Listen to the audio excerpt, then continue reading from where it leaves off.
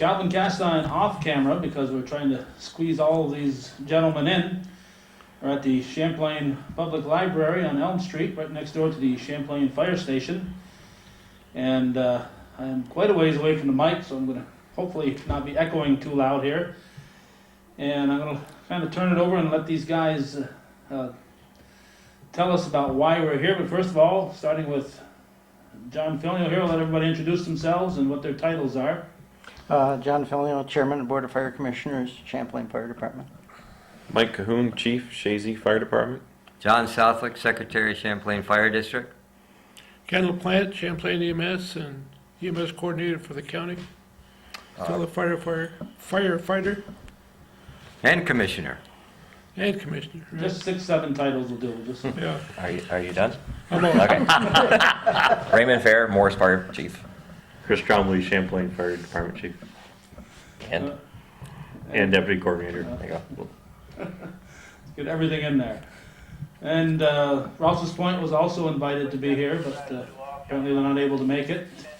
And we're going to be showing this in the Northern Tier on Channel 24, so I want to apologize to West Shazy, Altona, and the 2 Ellenburg departments. But I didn't set this up, Dr. Southwick did, so. He's got to take the blame and he takes full responsibility. But I think the story you guys have to tell, if we had those other departments here, would be the same story, so we don't really need 15 people telling the same story. So, first of all, John, why don't you tell me why you gave me that call a week or so ago? It's kind of a commercial to try to entice, encourage, invite new firefighters, EMS personnel, as every fire department has slots to fill, and that's about it. We want to find out or let the public know that we are in need of firefighters, EMS personnel. Okay. Mike, do you know offhand how full you are as far as your potential membership and what you actually have? I got 36 members right now, and usually we cap at 50, so I have 14 openings. So you haven't had to turn anybody away recently then, huh? It's been years, probably 15 years. Okay. So is 50 the most you've ever had, or did you ever go That's the above most that? we've ever had, and that's about 15 years ago we had a waiting list, but there was only 2 people on it, so So right now you're about under 3/4 of capacity. definitely. And you've got fire department and EMS. Right. Is EMS in a similar situation as the fire department, numbers wise? Well, we're running with about 11 EMS people.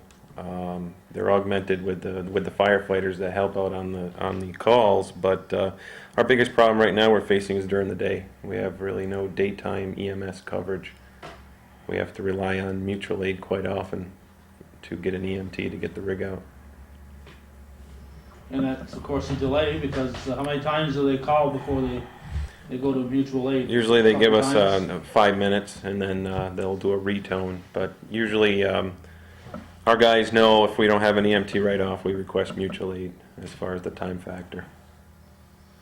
Because that call comes in, it's usually, not always, but usually a dire situation. Right. Right? What's your status? Do you know offhand? Well, fortunately, right now at Station 1, we are full. We hold 40 members. Station 2 is behind on members. We could use, I'm pretty sure I could use about 8 up there. That's Cannon's Corners. Kansas Corner, Station 2. How many do you carry up there? 15, And you only about half full? right? We do have a junior program, and actually we are interviewing 2 this week. So we have 4 more we could put in there. I think we could carry 6. That's been a good program for us for getting young adults going and train them to where we want them. And then once they're graduate school and become 18, we have them full-fledged firefighters. Oh, you've had that for a while, haven't you? Yeah, we've had that for I think quite the Aruba, Sparky they call him? Yeah, He Sparky was- Root, I think he's the one that he was, started it all off for us. That's gotta be a few years ago. Yes. I know Rouse's Point is doing that too. Are you guys, Shazy and Champlain, doing that? No. Not yet? Champlain, we just started it probably about 2 months ago and modeled it basically after Ross's Point and Moores did, knowing they had a good success anyway with their program. So we asked for the bylaws from Ross's Point and Moores and kind of developed our own bylaws. And so far we have not had anybody officially sign up yet that's under 18. Okay, numbers wise, how do you stand, Chris? We have the capacity to hold 53 people, 55 people, and I think we're at 39 right now. Pretty much in the same situation Shazy's in. Only because we lost our major employer in 1986, 1987, and after that happened, we saw a steady decline. Before Harris closed, we didn't really have a major problem, but as more and more people travel to Plattsburgh and the like, we're starting to see a bigger problem. EMS-wise, Kenny can speak to that a little bit, but we have different programs and EMS. Again, same thing as Shazy. We were having trouble during the day, and we seem to solve that problem. But we could always use more people. Well, the EMS, because it's paid, but that's why we solved it during the day. That's right. So give us the EMS numbers in Champlain, Ken? I'm gonna guess 15 people. We could always use more. We only have 4 techs that are active. We have 1 inactive. We could always use more help. We've never had an abundance of EMS people. Now, you talk about the numbers you have, and Chris brought up an important point. I was at Sheridan for 9 years, and later on became Harris Graphics, and it closed in, almost 20 years ago now. And that announcement came 20 years ago, and it closed in '87. But when I was there, the fire siren rang, and some guys would be the first ones to get up. Then if it rang again, some other guys would shut their machines off or leave the assembly floor and go. So these were people at work. They were working in the community. So you could have good numbers, but if they're all working out of town and the siren blows during the day, what happens? Plus, I think back then Sheridan was pretty acceptable to allowing their workers to go out to a fire Yeah, call. Definitely. This day and age, it's not quite as easily done. A lot of employers really are reluctant to let their firefighters off the job, and some of it is reasonable. Well, you can understand, but you know the employers. I know in Morris, Jack Dragoon has several working there, and he's been pretty good over the years to get his employees out. Okay. Yeah, and you take like, for example, Wyeth, where I work. Morris has a fortunate situation where they are that they have, people that are across the street, and that's kind of a unique situation. Wyeth, where I work, and Ross Point and Shazy, they've always been very good. They pretty much had the same policy that Harris did, if you will. But there's, as people change and as companies change and as they look at their bottom line, they're starting to, ask some tough questions, and they've always supported us. But if you take an ambulance call, for an example, before we had to pay EMS during the day, it was 2 hours or 2.5 hours before somebody could be out of work just for an ambulance call. And the paid EMS, at least in Champlain, has solved that problem. But they've always been very supportive. The difference between 20 years ago and now is that we're having more and more calls. Back in '86, '87, when the guys would leave the shop, it was probably for something pretty serious. And people tended not to call unless they really needed the assistance. And that holds true for EMS too. We're averaging in Champlain anyway, 300 to 400 calls a year. EMS calls are 457 last year. 457 last year. And a lot of these calls, at least in the town of Champlain, we're having a problem, for example, right now with people just burning without a permit or burning trash. And we spend most of our time doing a lot of running, and that's the difference. 86, 87, we probably had, you know, on an average of 100 to, if you saw 150 calls, that was a big, you know, big day, a big year. So and the training requirements, and when Mike gets back, I think he's actually going to go to a call, but when he gets back, he can speak to the training requirements as a state fire instructor. Then you throw in your fundraisers, you know, and when we ask for members, I don't think they realize the commitment that it takes to become a member. We provide the training, it takes time, but we want to do it so the person's safe at the same time. So, but there's a lot of opportunities in the fire service. I know for me professionally, it's helped me. I received my EMT certificate. Before I worked at Wyeth, I was employed at the hospital, and basically my hospital job got me into Wyeth. So, and plus the fire experience and the training behind that has helped me a great deal. So, there's a lot of opportunities there. All right, looks like duty beckons. Yeah. That's the other bad thing about this job. I mean, at the second notice, you're gone either Thanks. I gotta go. from work, home, Thanks, Mike. kids, soccer game. Okay. So, 3 o'clock in the morning. Yeah, yeah, we had a car accident the other day. It was 1 o'clock in the morning, I get home to 3. in the last 48 hours between Champlain and Moores, if I can speak for both of them, I think we've probably had, in the last 48 to 72 hours, I think we've had a total of about 15 calls. Between fire and EMS. Between fire and EMS, between both departments. And in some cases, I think what frustrates me the most is that, and I don't mean to disrespect anybody, but the folks that are doing the majority of the work are the guys who have been in for the longest period of time. And that's what frustrates me the most. A fellow named Sonny Babby, Alfred Babby that we have in for an example, Kenny. These guys have been in, they have 50 plus years behind their belt, and they're working the hardest. So I think that's what frustrates me. I mean, we've got a lot of young people coming up, but the desire, the fire is what we're trying to build up, so to speak, not to use a pun, but we're trying to build the fire up so people want to volunteer. Now, it's pretty much true. I was talking with Dr. John when he called me on this, that no matter what organization you belong to, it's pretty much the same, whether it's any type of a service organization, whether it's the Legion, or VFW, Knights of Columbus.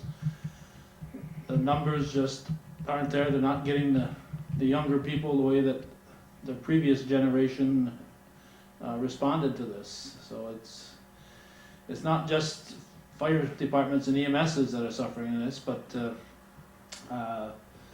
obviously fire departments and EMS are the most important organization in the town as far as safety goes. Now, John Filio, you're here for a purpose. What did Dr. Southwick want you to address? I don't know, he just wanted me here, but anyway, to go a little further with what you're talking about right now, the first thing offhand is that in 1963 or 4, when I first joined the fire service, I mean, there was the KCs and the fire department. Today, there's campers, there's all kinds of organizations, there's youth hockey, all of your sports and stuff for the married or the younger people that have children and stuff like that. This all takes time away from the stuff that we did when we first started. Like I say, the fire service was it's been my life right straight through.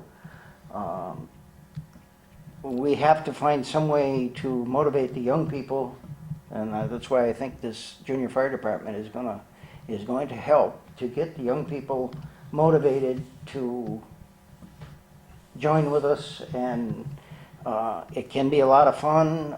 It can be heartbreaking at times and stuff like this. There's a lot of hours, but you can make so much of this if you really put your mind to it.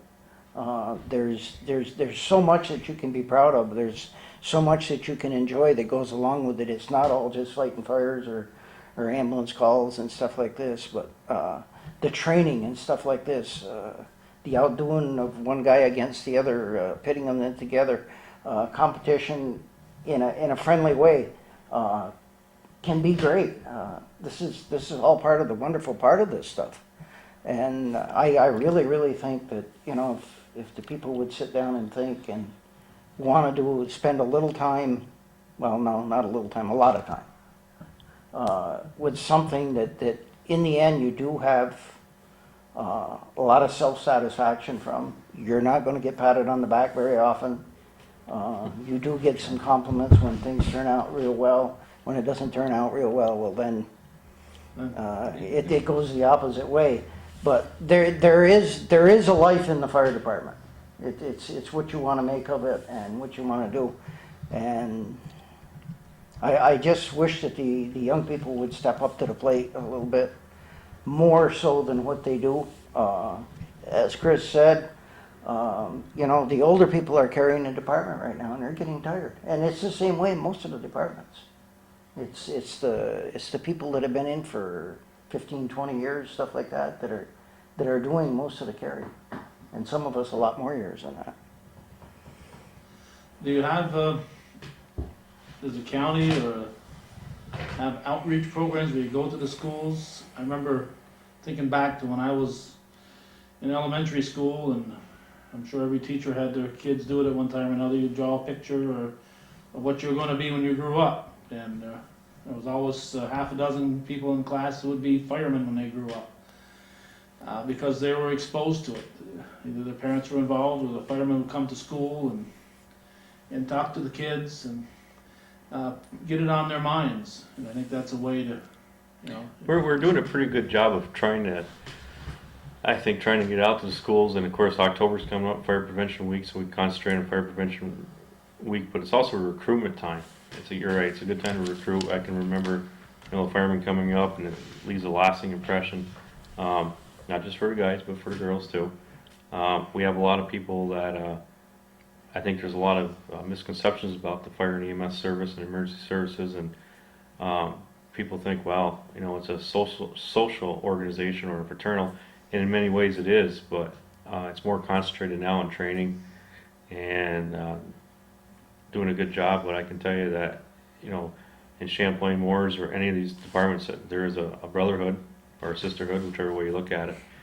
And it's a lot of fun. It can be a lot, like John said, it's a lot of fun. And it's got its moments where it's very stressful. There's many people that come to the door, they want to join the emergency medical services. And they don't want to join the fire department due to the amount of training. They just want to concentrate on one key effort, if you will. And I think everybody over time develops their own skill, if you will.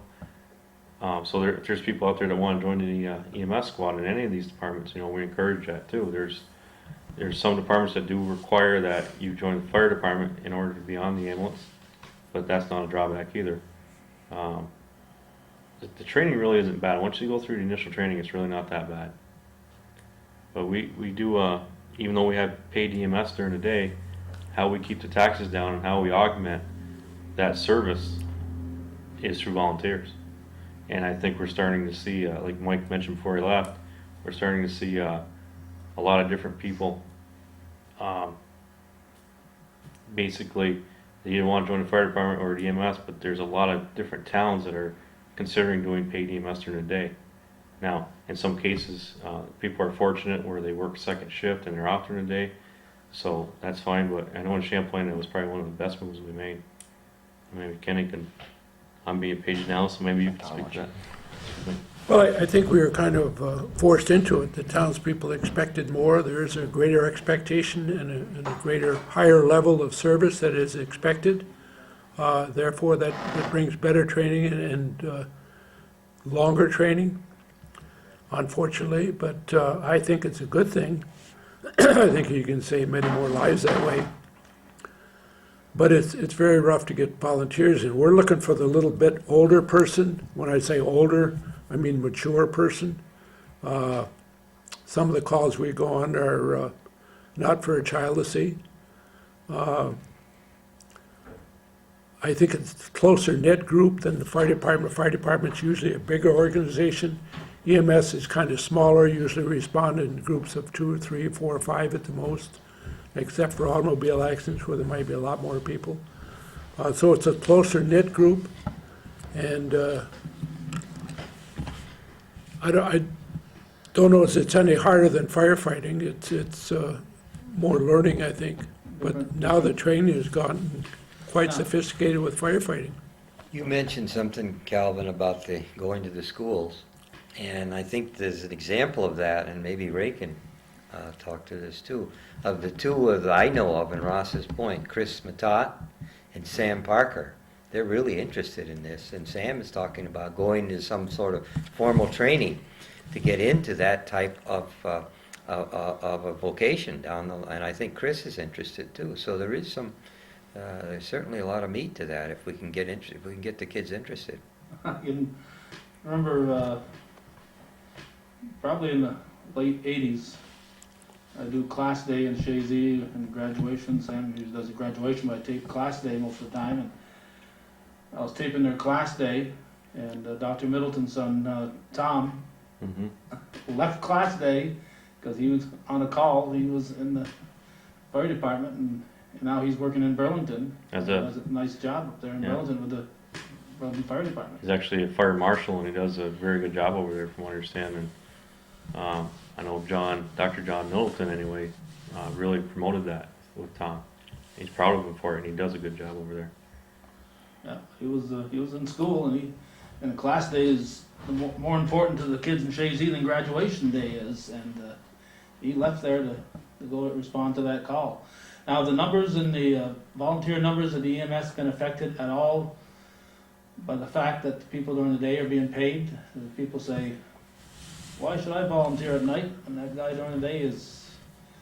I don't believe that's, So- that's bothered the situation at all. I think it probably slows down the volunteers during the day that might be available, because our paid people are out quickly, of course. Right. And they're instructed not to wait around if it's a serious call. They're to go to the call, and if a volunteer wants to go, you can certainly go and meet up with them anywhere. We try to promote that, but now with the cost of gas, people are hesitating to drive anywhere. Well, So that's a problem. if you look at the history of EMS, it's funny how it's come full circle in some ways. When Ken started the EMS in '76, I mean, it was under Clark Funeral Home, and you had guys like Dr. John providing house calls and all that kind of great stuff. And you know, the volunteers took over through the fire department, through Niagara Hose, at least in Champlain anyway. And now it's come full circle to where we need people during the day, and it's a paid service. It's a hard decision to make. People look at us like, well, what about the taxpayers, or what about the lady that can't pay, things of that nature. We don't really have that problem. People tend to forget that, especially the Board of Fire Commissioners or the town boards, they're taxpayers too. So all that is weighed in pretty heavily when deciding to start an EMS service during the day. I know other towns, like Mike said, Shazy would like to do something during the day. We've started Moore's. EMS committee looking into daytime EMS coverage. And, It's just And amazing how it's come full circle, basically. I mean, Barron's used to cover Moore's for many years, and the fire department would back them up. They started an ambulance service, but people are working in Plattsburgh now, and we're not. Carl Smith is a good one. I'm trying to think of some others that let their people. Jack Dragoon let their people go during the day. yes, Jack's been very good to us. Jack's been very good. Hopefully, it stays like that. And we rely on Moore's for fire coverage. I know that if Moore's is coming automatic mutual aid, or Shazy or Ross's Point, most of the guys in the fire department in Ross's Point work for the village, and they're going to get out fairly quickly. I know they're on their way. Ambulance-wise, they know that we're on our way. So it's tough. I mean, I'll be honest with you. I hate to admit it, but during the day, we're hurting for people. Yeah, 'cause Fire you service. might have the number, even if you had the numbers, they're all working out of town. Exactly. Yeah. It's a hard thing to admit, but I'll admit it for Champlain anyway. And guys like John are semi-retired, but sometimes these guys that are Well, retired most. are busier than when they were working. Yeah, I got Bruce Sample. He retired from the Champlain School there, and he says he's more busy now than he was before he retired. And he's always at the fire station and always on calls for us. And Well, even if he's busy, at least if he's in town, then exactly. Yeah. Yeah. becomes Just halfway available. because I got a full roster doesn't mean that Right. all 40 members are showing up. I mean, like Chris said, you always depend on the same 10 or 15 people. And it's like that, whether you're talking about Ellenburg Depot, Ellenburg Center, your whole coverage area, Hemingford, St. Bernard, I'm fortunate enough, I get to, in my other job, I get to go up there and see the other side of the coin, but the difference up there is, St. Paul, for an example, LaCole, and I think St. Bernard, they get paid on call. And in other words, they get paid if there's a call, they go, they do their duty, and they're being paid. And that's good in some cases if you don't have a lot of calls. I know if our guys were paid during the day, we'd probably be bankrupt or the taxes would go through the roof. So, I think we've spoiled people over the years, both in EMS and on the fire side of the house, with providing the service. And I don't see a point where it's going to end. But at the same token too, I own a house in Champlain and I want to make sure my taxes are reasonable. So, that's the reason why we're here today. We want to see more people become involved. One of the things about EMS is that we've had 4 people start off as get out of high school. Some of them have gone to college and joined EMS and then decided that they wanted to continue education and have gone on to become nurses. Now, nursing is a good vocation. And even the EMTs we have now, I think an EMT makes about $30,000 a year. A tech will make about $42,000 a year. You go on and become a nurse, and that's, they pay them about $24 to $26 an hour. I don't know what that figures up a week, but anyway, or a year. John didn't pay that. That I don't know, but I thought of it as a way for somebody coming out of high school and doesn't have a lot of money for education is to become an EMT. Their education is paid for to become an EMT, go on and become a tech, that's paid for, then get a job at the hospital and then go on to nursing school and do quite well in their life without even going to, you might say, without going to college. I consider the EMT course and the tech course as college material. You certainly should be a high school graduate before you take the EMT course.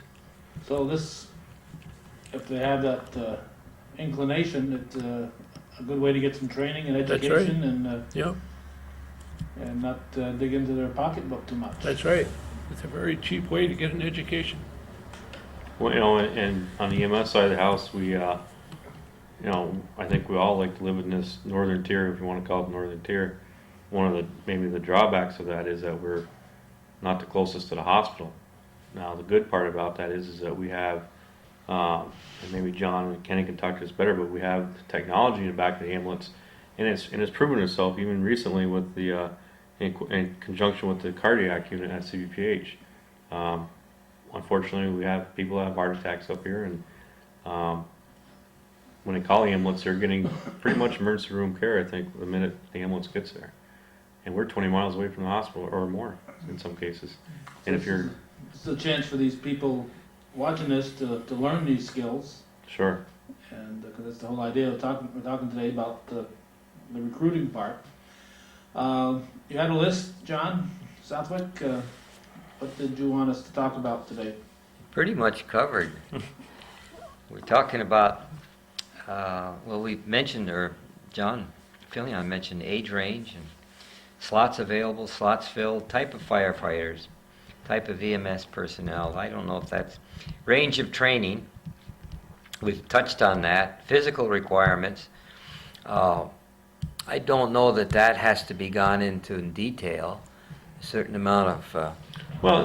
yeah, there should be, you don't have to be a bodybuilder or anything like that. I mean, other than, I'm in good shape, but I know the rest of you guys aren't in the best of shape. But I'm in terrible shape, but I could be better. But I'd hate to see if I wasn't volunteering. There's, like you say, you don't have to be a bodybuilder or anything like that, but we do require a basic physical to get started by state law and OSHA law and all this kind of good stuff. The medical center, I think John was instrumental in that too, but Dr. Racine is carried on that tradition of providing physicals, if you will, through North Country Medical Center. But you don't have to be a bodybuilder or anything of that nature. You just got to be, first of all, you got to have the drive. You've got several females, and Oh, absolutely. and these females obviously aren't physically large or Male or female doesn't really. There was a time where a female in the fire department. I'll tell you what, some of the best fire personnel I've seen, and some of the best EMS people I've seen are females. Age or your gender doesn't really have a thing to do with it. Really, you get the same training. you know, you're still provided the same type of personal protective equipment. You know, it's kind of a family. It's a sisterhood and a brotherhood and that type of So thing. you don't have to be in the best shape. You, like you said, it's a family and a brotherhood. You don't have just one person doing something. You got 2, 3 behind you, pulling hose, repelling, whichever. I mean, but Potential candidates out there may, simple thing. How do I get in touch with somebody to say I want to be a member? Well, you call the fire department. You call. Are the numbers in the book? Yep. I'm gonna call 911 here. No, I'll no. call 911 and say I wanna join the fire department. Right. Basically, any fire station in the county, Monday nights, there's something going on. That's good. Yeah. If you want to get a hold of us or something like that, Monday nights are a good night. There's always somebody at pretty near every fire station Yeah. in the county. That's kind of the fire service revolves around Monday nights. That's when everybody does their training. Their training and all of this stuff. So anybody says that they can't get a hold of us Monday nights, not trying. that's good the time point, to yeah. come down. With the Champlain Fire Department numbers in the book Yes. Yes. and Moore's. I don't remember seeing. I don't think yours is in- Moore's in the book. Actually, I don't think there's quite a few numbers in the book. To tell you the truth, I know there's a few, but I don't think they're all in the book. Ross's point is, because I looked it up today, I know ours is, Ours is, I'm and not yours sure about isn't. yours. I believe so. Oh. 236-5311. 5311. 5311. I think that stems back from the old days before 911 was there, because we didn't want people calling there Right. for To a get fire. Right. That's why everybody had unlisted numbers years Exactly. ago. But with the 911, since 911 has been in, everybody knows 911 now. There's so many people that come up to me at work, or they see us on the street and they say, nobody ever asked us. Nobody ever asked me. We assume that you guys are all set. I've always thought about it. They always had that idea in the back of their mind. Stop by Lake Johnson on Monday night and just any fire station and see what it's all about. If you're at the wrong fire station, we'll send you to the one down the road. We'll get you hooked up though. And the Red Cross has a famous saying right now: "Consider yourself asked." And basically, that's what we're doing. We're asking for help. Well, that is a good point, that people don't realize that there's a shortage, so they don't step forward, and obviously, there's no easy method for recruiting here. How else would you reach people, except maybe your coworkers, or? And I think a lot of departments really, I think a lot of departments have a hard time admitting that, maybe there is a problem. I think I'm to the point now, or at least I went to the commissioners, Board of Fire Commissioners, who I answer to as chief, and explained the problem to them, and a couple of them, like Kenny and John, are really active in the department. They knew exactly what I was talking about, and Dr. John, wanted to know more, as he usually does, and say, well, what is the problem? And that's why we're here tonight. But a lot of departments probably won't be too quick to admit that they could use some help. And it's something to be ashamed of, I don't think. I think we got to reach that point where we need to use resources like yourself and different people, get out into the schools and recruit. That's why we started a junior program. We saw the success it had in Ross Point and Moores, and we followed suit. So I think we tend to learn from each other a little bit too. We got I want to say a kid, a person wants to be a junior fireman. We haven't interviewed him yet, but he's friends with one of our firemen, and he come to Gothier's Fire the other day, and you should have seen his eyes. His eyes are like this big. We've got him hooked. I know he's going to be around for a long time. They've just got to see what's going on, and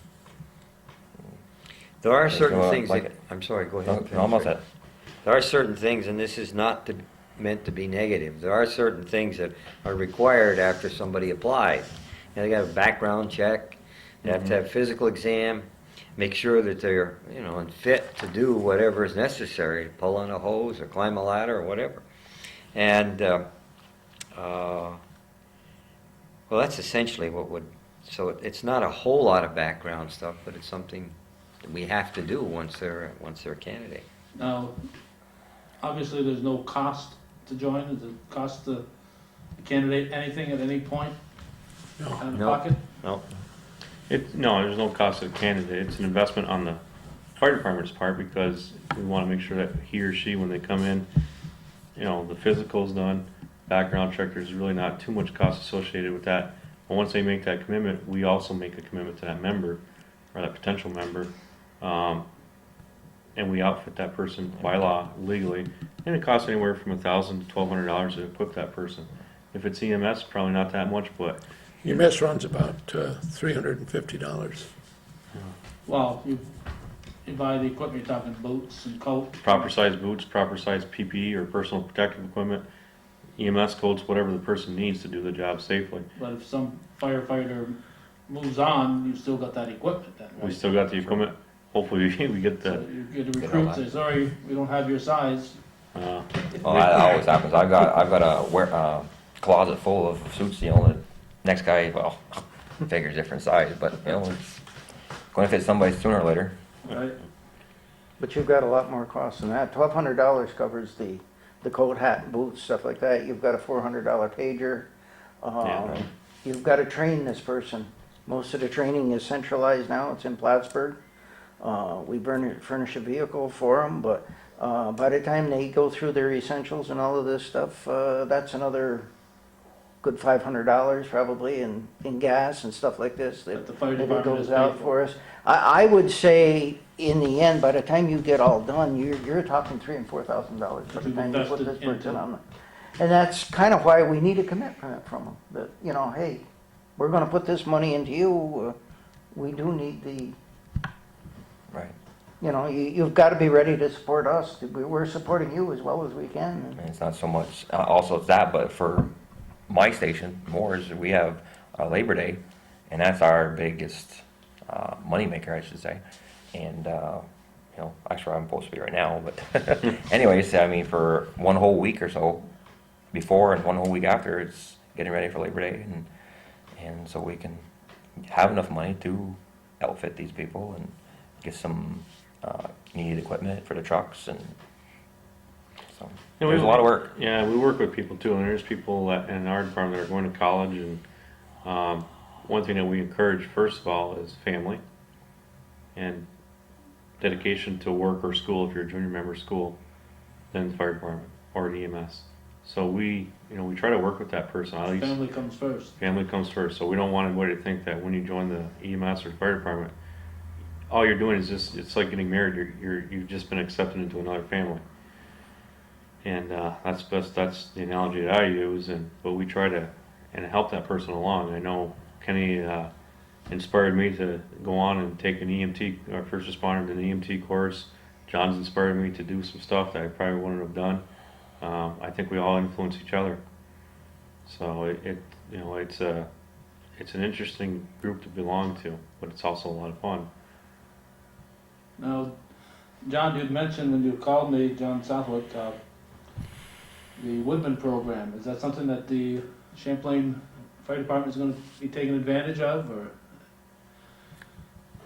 Well, that's something down the line, I think, because John, more so than I, John Fillion more so than I, involved in not only local fire district, but county, state, and there are good programs out there, and we have legislators and legal representatives that are trying to help us provide some sort of benefit to volunteer firefighters. So that, you know, in terms, and these things aren't available yet, but hopefully down the line there'll be some legislation to provide life insurance, health, disability, and tax breaks. Yeah, I called after you'd mentioned that. I heard a little bit about it, so I called today, Dale Gagno's office in Plattsburgh, to find out about that. And he said, well, actually it wasn't him, Sue Thompson is the one I ended up talking to, but she said, I guess what that involves is if a fire person or an EMS who was part of the fire department, if they join the Woodman and pay the local lodge dues, whatever that is, $21 or $18, that's it. If their only cost, then they get a $5,000 benefit that covers them in a fire related or up to an hour after the fire. If they're going home, if they get hurt on the way to the fire or hurt at the fire or have a heart attack on the way home or whatever, they get that $5,000 benefit. And it's actually just part of paying their local dues to their local lodge. So that's what that was all about. And I know there was an article in the paper recently where I think Port Henry is doing it. Port Henry's doing it, and We've got a similar system like that. If we have once a member joins and they've been in for 2 years, they get enrolled into a program like that. And it's just another little incentive. some departments are doing a point system to where if you help out at a field day or a work night, you get so many points, a fire so many points, a EMS call so many points, and it basically goes towards your retirement, believe it or not. Now, we explored it in Champlain, and at the end of the day though, it's a big cost to do a program like that. But unfortunately, we may have to explore it again to have people keep their points up. You know, because there's two parts. You got the emergency calls, which is really a small part of it, except for the last couple of nights. But then you got the other stuff that goes with the EMS and the fire, the fundraising, the upkeep, the maintenance, the training. You can't go on those calls unless No. you've done all this other stuff. Well, basically, it's like hometown cable. When you turn it on Channel 24, you expect it to be there, but nobody realizes the work involved to get these programs on the air. You should probably be at a soccer game right now, for example. And I'll be going back to that soccer. And you're going back to the soccer game, but nobody sees that, you know, but when it's not there, they miss it. And, you know, I think they miss the firemen if the house is on fire more than they would hometown cable. probably I so, don't know but about that. I think we both do a service to the community, and we both work off donations and everything, so little plug for you too as well. Okay, well, anything else that would help get the message out that the whole purpose of this little half-hour program here is let people know that the local fire departments, even though yours may not be representative of what you see here, if you're watching this, your local fire department could use your help, and your EMS could use your help. So think about it. I know every week in our church bulletin, they say, you know, they can't become religious unless somebody asks, do you want to become a priest? Well, same thing here. You're not going to get firemen if nobody asks, do you want to be a fireman? Or Consider yourself a asked. fire person. Exactly. Firefighter. Or EMS person. Consider yourself asked. And just get a hold of any one of us on a Monday night, like John said. Anything else? Thank you, Thank you, Calvin. Calvin. Appreciate it. Thank you.